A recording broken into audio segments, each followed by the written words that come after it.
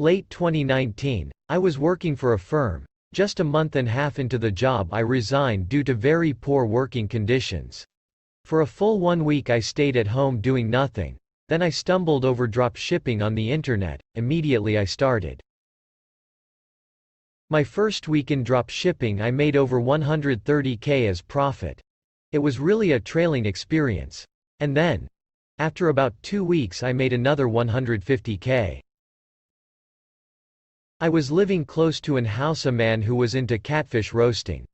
I decided I should be buying catfish from him down to Asaba. I started the business without any marketing survey. I just assumed that people would buy since people are already buying catfish. When I took catfish to Asaba, Omo, the pricing from woman was very heartbreaking. They priced me as if I stole it and all my hope was on them. I lost and moved on. At that same period I was also learning about company supply and luckily I was able to dropship a truckload of soybean without stress and hassle. I made a handsome profit. And then I started personal supply since I was able to raise funds. I would supply any commodity my customers do request for. Some I will make profit and some I will lose. Due to the high volume of soybean and maize requests from company agents, I decided to move to the north.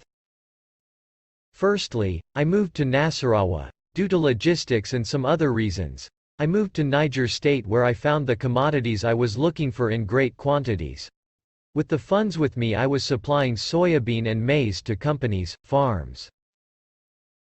My supply was moving smoothly, until my foster sister who sells foodstuff in the market asked me to start supplying foodstuff to their market and that will be good for me since I will be closer to home.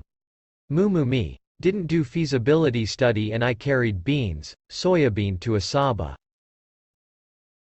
Omo, market women taught me what business is.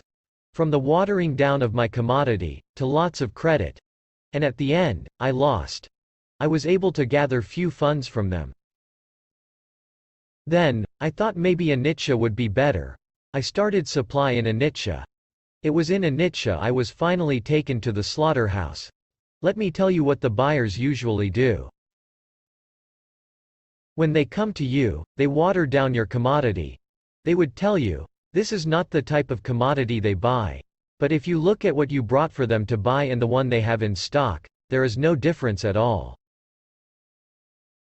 These people are wicked. They show no mercy. They do not take into account you brought this commodity from afar.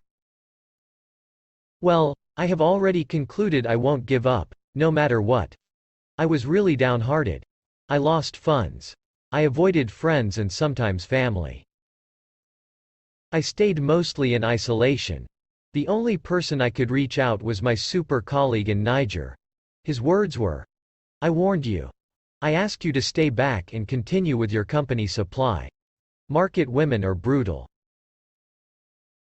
I said to him, "MPA, I have lost 300K plus. Find your way back to Niger. Don't be scared to start afresh. Come back. Together we will pull through," he resorted. I returned back to Niger. And luckily for me, I did some storage.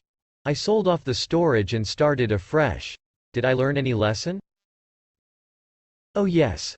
I learned a whole lot of lessons. Do not ignore the role of tutorship. If I had someone who guided me, I wouldn't make big mistakes. Real marketing survey is vital, not merely getting affirmation that so region or market need your commodity so badly. Business suffers when you try to do different agro-business at a time.